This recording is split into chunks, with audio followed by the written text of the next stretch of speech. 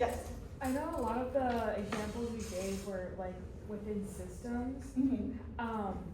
This question might be out of your scope, so I apologize if it is. All good. But are there like a lot, if any, like rogue exoplanets, or is that like shelved in a different label? That's a great question. I should have done a little more research on rogue planets. We do know they exist. How much research we have on them, I actually don't know the answer to that, but I'm sure NASA probably has an article or two out about them because somehow we do know they exist. So surely someone has done research on them, but unfortunately that is out of the scope of my current knowledge. Think gravitational lensing, right? When the rogue planet passes in front of a star. Oh yeah. Right, that's the normal technique Yeah. that they use to detect those. Mm. Any other questions? So with the wobble technique and then the brightness measurement, Mhm. how do you know that one planet is responsible for the results? And is there a possibility there could be like multiple bodies that are Mhm. affecting like very the same results? Oh, great question. So it's really cool because usually when you take light curves, more often than not, like there actually are more than one planet. So you can see multiple dips and you can kind of like, usually they're not the same size of a dip. So you can kind of subtract them and you can get, one exoplanet has this dip and then you'll see, oh, it cuts off weirdly and you have a secondary exoplanet or a third exoplanet. So that is a great question. You can actually see multiple exoplanets in one transit. So would it be possible if you have your telescope set in one position to see multiple exoplanets in the same reading? Like discover multiple in one reading? I'm sure you can, yeah. I don't know. I don't know if they've been all discovered at the same time, but you definitely can see multiple exoplanets on like a single transit pass. And you can see like the transit is pretty uniform because obviously the planet size is not changing. Where is my slide? This is a long slideshow. Obviously the planet size is not changing as it goes across, so the light curves should be pretty consistent. But if you have multiple planets, you will see multiple light curves at different sizes and stuff. So you would see multiple dips within the same transition down, so you get like a stair-step behavior within the transit itself. That would tell you that few planets are going around something. yep, exactly. One thing that you can also detect are planets that are actively forming because the light curve is starting to be fuzzy. You get these dust effects and the fuzzy, so you get these planetary cores that are forming. A few years ago, the community was very excited about it, probably more than 2 years ago. They looked at one of the systems and it was just, it looked like feathering across the transit, so they figured we took a deeper look at it, actually was a protoplanetary disk they were looking at. Yeah. I actually, don't quote me on this for sure, but if I remember correctly, I think that's actually what happened to the first exoplanet discovery in the early 1900s. Because they saw it as this weird, dusty, kind of like cloudy thing, and they were like, "This is weird." And they happened to be Obviously, the early exoplanets. 1900s weren't as resolving as they are today. Yeah, that too. Pluto and Charon is a prime example of that. Mm-hmm. Any other questions? You mentioned finding exoplanets around binary star systems, or associated with binary star systems, and I'm wondering, in a case like that, is it possible to see an exoplanet if it's not going on just one of the stars? Maybe it will be wandering between the stars. Then it would seem to be a lot harder to catch, right? Most likely. So I actually didn't really work on typical binary star systems. I actually worked on hidden binary star systems, which is a unique subcategory because we have this main star and we have planets orbiting it, but just going through the motion of calculating kind of like the orbital dynamics of this system, something is throwing it off, and it's greater than a planet because the gravitational effects are a lot bigger than any planet would, but we can't exactly see what it is. So I worked on searching essentially for these hidden binary companions And it was just like a star a little further out from the normal orbits, just gravitationally interrupting the like planetary system. But actually, I don't know too much about binary systems, and I can imagine there's a bit of a three-body problem situation happening there that would be a fairly unstable system. So I would be very curious to do a bit of a greater deep dive on those. Any other questions? So, planetary formation evolution question. Yes. There, This one? yeah. So you've got the hot Jupiters that are close in, Yep. right? And you may have rocky ones further out, but they're not gravitationally Too hefty. significant enough to tug on things. So Mhm. unless you're in a transit thing, you've got that bias again. Mhm. But being that these hot Jupiters are really close to the parent star, and our Jupiter is 5 astronomical units away from our star, Mhm. is there any good idea as to, or any thought as to the, I know I heard this a while ago, that migrating planetary bodies, so that the Jupiters start in close to their parent Yeah. star, and then as they evolve, they migrate further out. Mhm. Is that still a viable Yeah. hypothesis? Yeah, Is I would that say so. why ours is so weird? Yeah, especially because we're observing exoplanet systems at all stages of formation, like probably a lot of those hot Jupiter or just, gaseous planet systems are probably a lot earlier on in their lifespan than, something like the solar system that's kind of like probably around its mid years. So yeah, I do think that's a still solid hypothesis. I don't know, too much about it because I haven't studied that too in depth, but it makes sense if that was the case. Yeah, planet migration goes inwards, and people detected heavy elements in the outer atmosphere of the host star due to the consumption of planets falling in. So that's a well-known evidence since like the 90s. But the other thing is, I wouldn't characterize our system as being weird in a sense. Yeah. And the thing is, we're running into selection bias. Yep. And the other thing is, there's life here on the Earth. And in fact, we need certain conditions for that life to probably exist to the point where it becomes intelligent, and some people can argue whether it's intelligent. It's another story for another day. But we need Jupiter, for example, to clear out a lot of the like the comets and the asteroids, so they don't continuously bombard the Earth, and life gotta keep restarting and never really gets to the point like we are now. So there's kind of special conditions, in a sense, that would allow life to get a foothold and then develop. And so it's really the anthropic type of idea. We're here and talking about it because we exist. Yeah.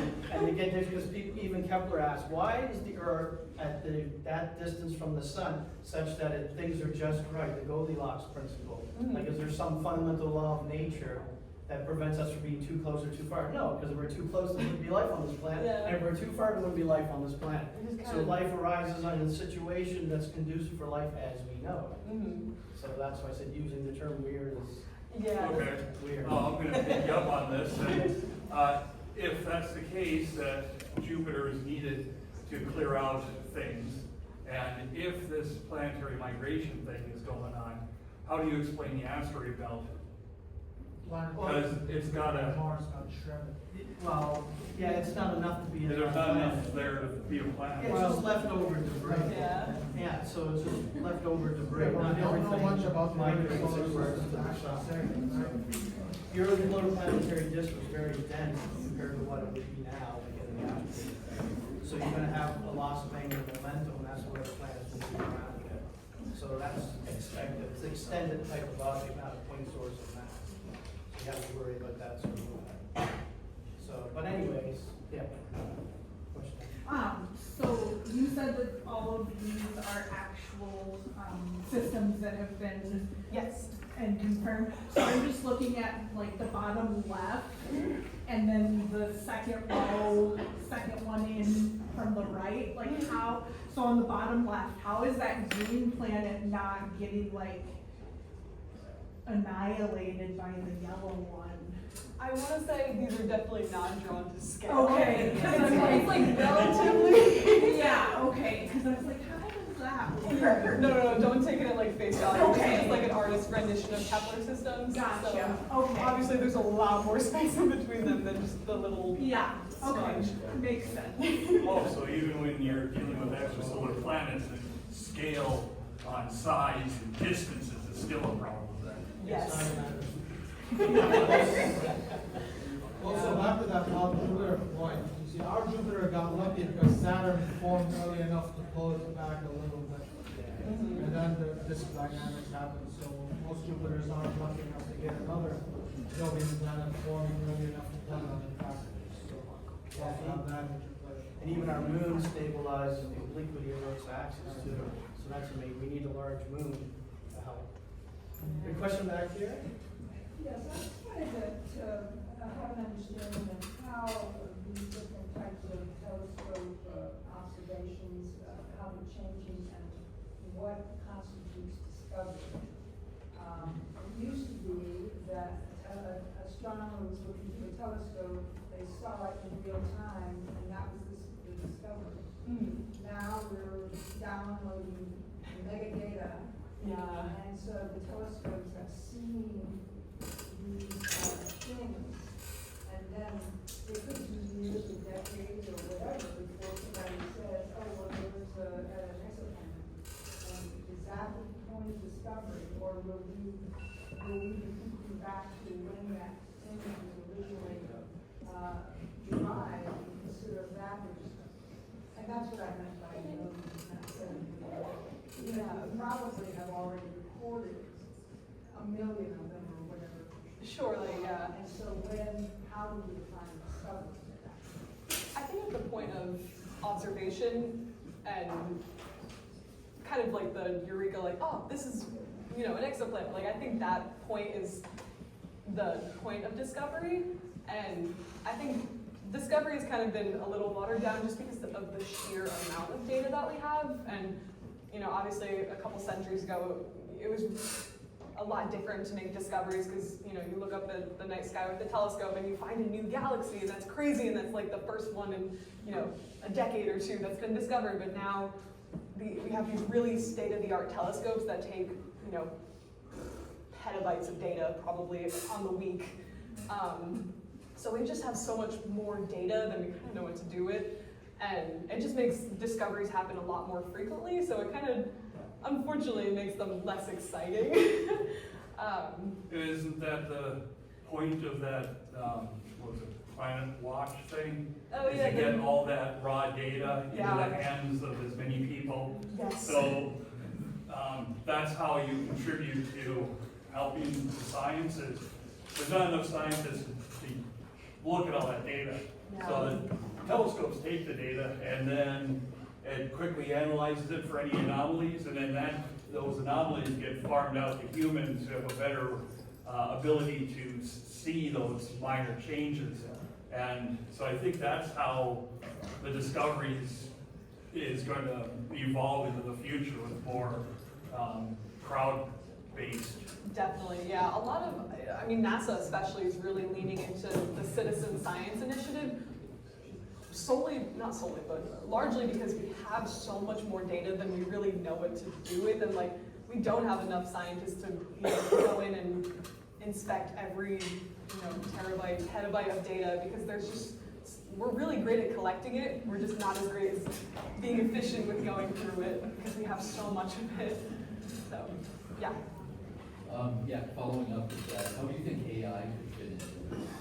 I think AI could be really useful for things like very, simple things that might take humans a very long time, like maybe categorizing, light curve, or making light curves, and just stuff that may take scientists, a whole afternoon to do. An AI system or some kind of algorithm can kind of spit it out by the hundreds. And I think if we do it correctly, we can really be a lot more efficient with processing our data and analyzing our data. So I think going forward, now that we have all these AI tools and different algorithms, I think it would be a smart decision to lean into them, ethically, of course. But yeah, I think a lot of stuff could be a lot more automated than it currently is, or at least that I have seen, because I personally know I've spent countless hours going through objects one by one, and you have hundreds of them lined up. Like that can, if you run that through an algorithm, you can get some general answer a lot quicker than you can do sitting at a desk for a week. Sounds like you need to learn how to bash script. What? Sounds like you need to learn how to bash script. Oh, I already do. I had to. I worked with like hundreds of thousands of objects in one of my RU programs, and we had to like run through the supercomputers because we had so much data. It was That crazy. was the next time. Parallelizing the bash script. Yes. Yep. Yeah. What size scope did you take that data on for the really big light curve? It was a 27.5 inch, which I think is a 0.9 meter, if I'm not mistaken. But, it's a standard size, like, college research grade telescope, so it's nothing too exceptionally fancy. Very good quality, but, it's a telescope that's fairly accessible to people at colleges, and we got really good data, surprisingly. And, like, I didn't realize how easy it was to actually, like, take some of our data, because you're kind of just taking like intermittent images of it, like over 45 minutes to an hour, and then you run that through a program that makes the light curve for you. So the data taking was the. Do you have information about the physical properties of that planet? Like it's. This one?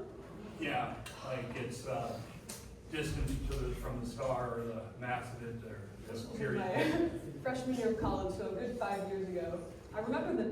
I'm pretty sure this is the exoplanet WASP 93b. If you ever want to check it out.